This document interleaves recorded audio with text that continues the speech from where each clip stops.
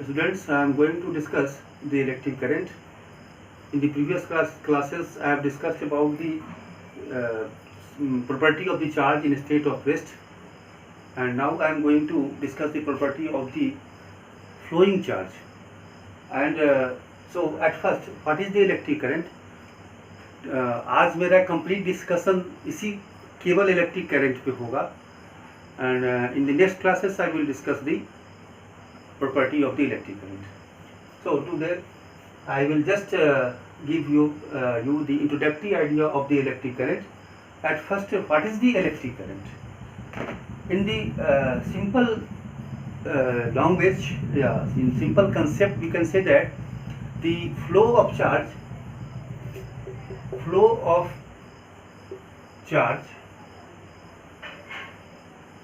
is known as electric current. Now the question is that why charge will flow. अब एक question ये है कि चार्ज फ्लो क्यों करेगा, क्यों चार्ज फ्लो करेगा. What will be the deciding factor of the flowing of the charge? In nature, the energy is the deciding factor of the spontaneity of the process. Just I am giving an example. Suppose I have two tank. The water is kept in this tank, and another tank the water is at higher level, and these two tanks are connected by a pipe, and there is a valve to open this, and there is also a valve, and here the level of this water is higher than the level of this water, so the potential energy is greater than gravitational potential energy greater than the potential energy of the water in this tank. So the water will flow from higher potential level to lower potential level till the level of both the tanks will the same. तब तक flow होगा जब तक कि दोनों का पानी का लेवल सेम ना हो जाए, यानी लेवल सेम होने का मतलब दोनों का पोटेंशियल एनर्जी सेम ना हो जाए. तो हम ये कहते हैं कि potential energy is the deciding factor to the flow of water, just like temperature is the deciding factor to flow of the heat from higher temperature to lower temperature. Similarly, in the current electricity, the potential is the deciding factor.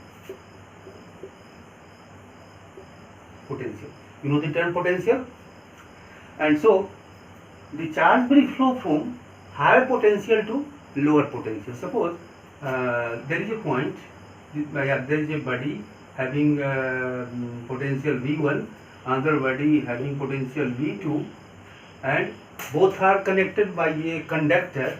Conductor means it has ability to flow the charge, and then the suppose V1 is greater than V2, then positive charge will flow from this body to this body, or negative charge will flow from this body to this body. यानी या तो आप कहें कि positive charge यहाँ से यहाँ तक फ्लो करे, या ऐसे कर सकते हैं कि नेगेटिव चार्ज यहाँ से यहाँ तक फ्लो करे. तो इसका डिस्कशन हम यस करें. तो ये डिसाइड कर रहा है कि पॉजिटिव चार्ज फ्लो करेगा कि नहीं करेगा. अब यहाँ फ्लो करना स्टार्ट हुआ, it takes a very small time, and then the potential of the both conductor will same, और थोड़ी देर के बाद इसकी पोटेंशियल सेम हो जाएगी और चार्ज फ्लो बंद हो जाएगा. तो ये जो करंट था, ये current it is not a steady current, क्योंकि ये करंट थोड़े इंस्टेंट के लिए था और ये ख़त्म हो गया. Just like a lightning is the flow of charge from the cloud to the earth, and this is the type of it is not a type of the steady current, because current थोड़ी देर में समाप्त हो जाता है. तो हम अगर चाहते हैं कि नहीं ये करंट स्टेडी हो, कंटिन्यूअस हो, तो क्या करना होगा, किसी अदर सोर्स से, अदर जस्ट लाइक यहाँ हम चाहते हैं कि नहीं ये जो फ्लो है वो कंटिन्यूअस हो, तो हम क्या करेंगे कि यहाँ से पानी इसमें आता है, यहाँ से किसी अदर टाइप ऑफ एनर्जी से फिर इस वाटर को अदर टाइप ऑफ एनर्जी मतलब इलेक्ट्रिक मोटर या कुछ लगा के उतने वाटर को फिर यहाँ से यहाँ तक डाले, तो ये कंटिन्यूटी मेंटेन कर सकते हैं। सिमिलरली यहाँ भी हम कह सकते हैं कि अगर हम किसी कारण से इसको हम हमेशा V1 पर कांस्टेंट रखें और इसको V2 पर कांस्टेंट रखें, तब इसके बीच जो इलेक्ट्रिक करंट होंगे वो ऑलमोस्ट एसटीडी होगा, कांस्टेंट रेट से चार्ज फ्लो होगा। यानी हम कह सकते हैं कि ये कैसे हो सकता है, तो इसी के लिए हम आगे और डिटेल डिस्कस करेंगे, क्योंकि हम आज केवल इंट्रोडक्टरी आइडिया की बात किया है। तो सपोज करो कि एक सेल है और ये एंड सेल के पॉजिटिव टर्मिनल से इसको जोड़ा, तो ये जो electric charge positive charge flow हुआ वो यहाँ तक आया और यहाँ से यहाँ तक negative to lower to higher जा रहा है। यहाँ बाय द केमिकल एनर्जी ये रिवर्स चलेगा और ये negative potential to positive potential की ओर जाएगा, just like this other source of energy, जैसे other source of energy chemical energy, और तब ये कंटिन्यूअस होगा। तो this type of the flow of the electric current is known as STD current. तो आगे जो भी डिस्कशन अब हमारी होगी वो पूरा का पूरा एसटीडी करंट की बात होगी। अब हम लोग एक जो थोड़ा सा कंसेप्ट ये है कि एक्चुअली में चार्ज के जो फ्लो है, जनरली पॉजिटिव चार्ज कोई फ्लो होता नहीं है। एक बॉडी अगर पॉजिटिव चार्ज हो गया, इसका मतलब इलेक्ट्रॉन उससे बाहर चला गया, तो इलेक्ट्रॉन बाहर चला गया तो पॉजिटिव हो गया, तो एक्चुअल में निगेटिव चार्ज फ्लो होता है। लेकिन हम क्या करते हैं, हमारी कन्वेंशन है कि हम इलेक्ट्रिक करंट को मानते हैं flow of the direction of the flow of the positive charge. तो वो कैसे, उसको थोड़ा समझने का प्रयास करते हैं।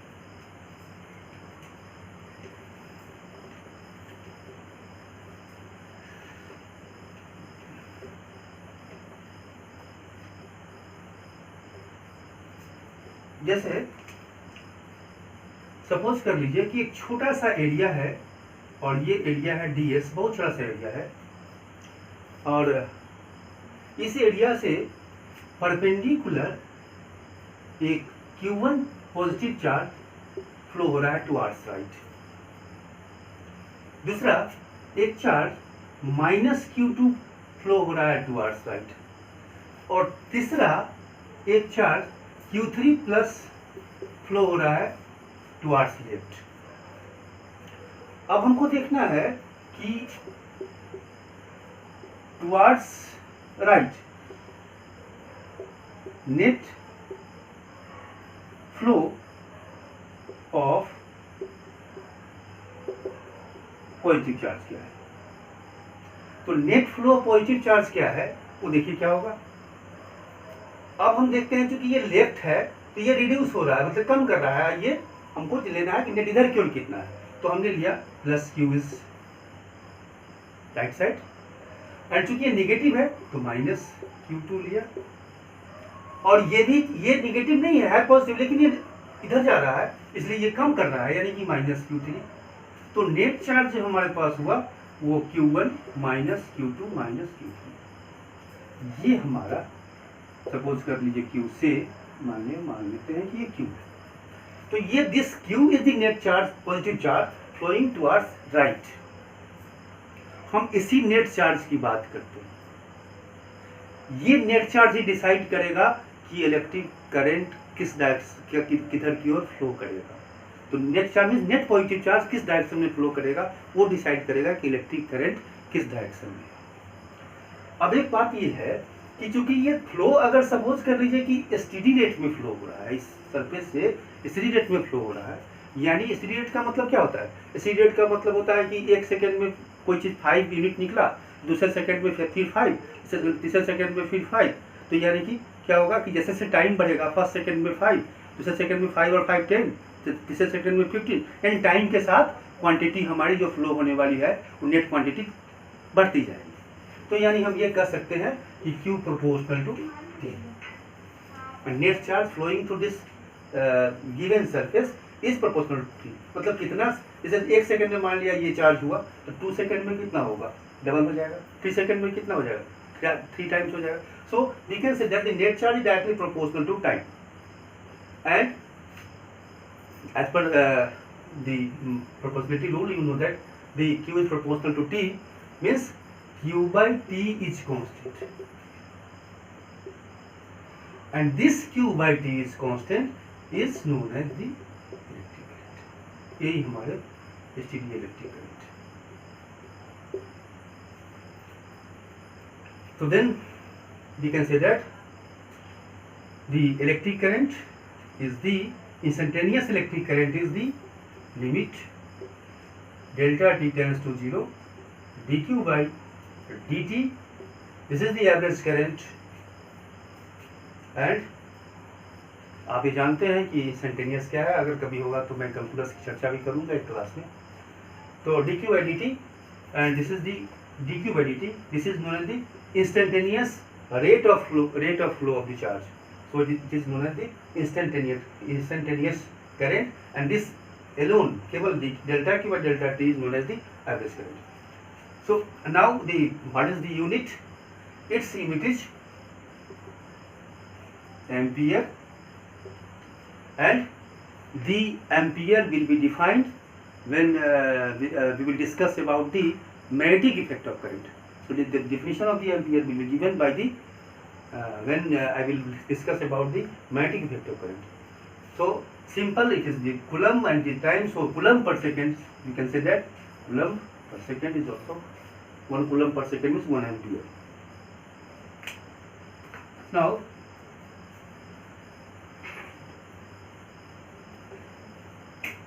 another term, basic term, is the current density.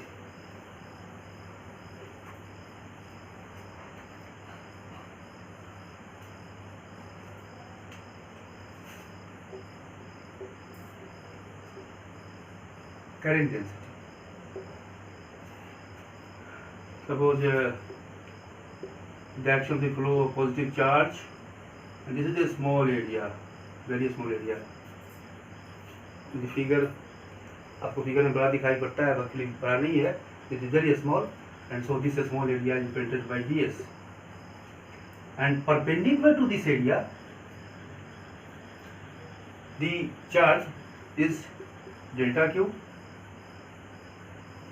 and so this delta q charge flow in delta t time. So electric current is delta q by delta t. Average current is this is the current, and the current density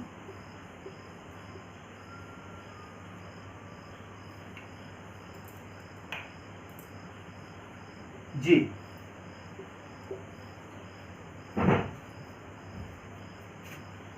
is represented by the delta I divided by delta S limit delta S tends to 0, or we can say that it is di by ds. Means current flowing per unit normal area is known as the current density. And actually the basic difference is that the current density is microscopic property and current is the macroscopic property. हम थोड़ा शब्द पे गौर करेंगे. This current density is microscopic property. ये बहुत छोटे area लेके हम करते हैं. बहुत छोटे एरिया से इलेक्ट्रिक करंट क्या होगा. अब सपोज कर लीजिए कि आपकी वायर है और इस वायर में बहुत छोटा एरिया होगा. इस एरिया से ऐसे जा सकता है, इस एरिया से ऐसे जा सकता है, बहुत सारे हो सकते हैं.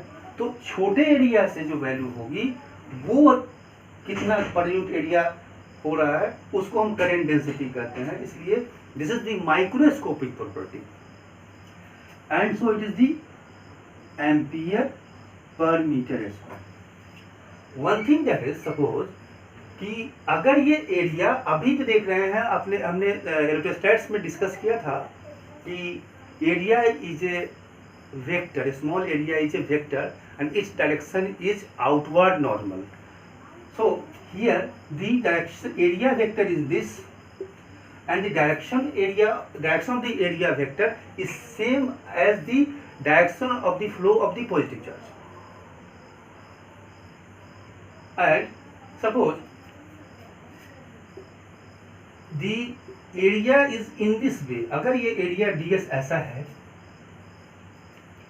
अब इस एरिया वेक्टर की डायरेक्शन ये है, अब इस केस में जो इलेक्ट्रिक चार्ज के फ्लो की डायरेक्शन है वो डायरेक्शन और इस एरिया वेक्टर सेम नहीं है। यहाँ क्या था कि चार्ज का फ्लो का डायरेक्शन यानी इलेक्ट्रिक करंट का डायरेक्शन और इसका डायरेक्शन सेम। करंट डेंसिटी कहता है कि जब सेम होगा तब वो एरिया हमको लेना है, यहाँ तो नहीं है सेम। तो हम क्या करते हैं, चूंकि area is a vector so it can be resolve in any desired direction. हमने इसको क्या किया कि रिजॉल्व किया। अब रिजॉल्व करने का मतलब है, सपोज कर लीजिए कि ये एंगल थीटा है, सो ds cos theta is the direction of this area vector along the flow of the positive charge. Then this j is defined as limit delta s tends to 0 delta I by delta s cos theta. This is the actual definition. And I'm writing here. So the j is the delta I by di by ds cos theta, and di is the j ds cos theta, and it can be written as the j vector ds vector. So the electric current is the dot product of the area vector and current density. So the term associated to the electric current which is vector is the area vector, and here we can write this I is JDS. This is the means ये जितने छोटे छोटे area vectors के साथ जो current density था उस सारे इलेक्ट्रिक करंट को जब हमने सम किया तब हमें I मिला। इसलिए मैंने कहा था कि this I is the micro MAC microscopic property, but this J is the microscopic property. और अनदर थिंग इज दैट यहाँ पर I, अब एक बहुत बड़ा कंफ्यूजन होता है यहाँ पर कि इलेक्ट्रिक करंट स्केलर है या वेक्टर है। एक्चुअली एक हम इसीलिए बोलते हैं कि फिजिक्स फील करने की चीज़ है, न कि एक सिंपल मेमोरी में डालने की चीज़ है। अगर हम ये कहते हैं कि definition of the vector is the quantity which direction and magnitudes are known as the vector quantity, तो इलेक्ट्रिक करंट में डायरेक्शन है, मैग्नीट्यूड भी है, तो it's be vector, but it is not a vector. Why? Because it is not a proper direction, because in a wire the small area the direction of current is in this way, direction of current in this way, direction of current in this way, and combined of this is delta I. So it is not a fixed direction, but J has a fixed direction, because J is the direction normal, the direction of the J is just normal to the small area vector. So it has a proper direction. So it is a vector, but it is a scalar, although it has magnitude and direction. So this is the basic difference. So electric current cannot be added by the rules of the vector addition. It can be added by the simple arithmetics, because it is a scalar. So this is the scalar. And now in the next class I will discuss the flow of charge in a conductor and deep velocity, Ohm's law, etc.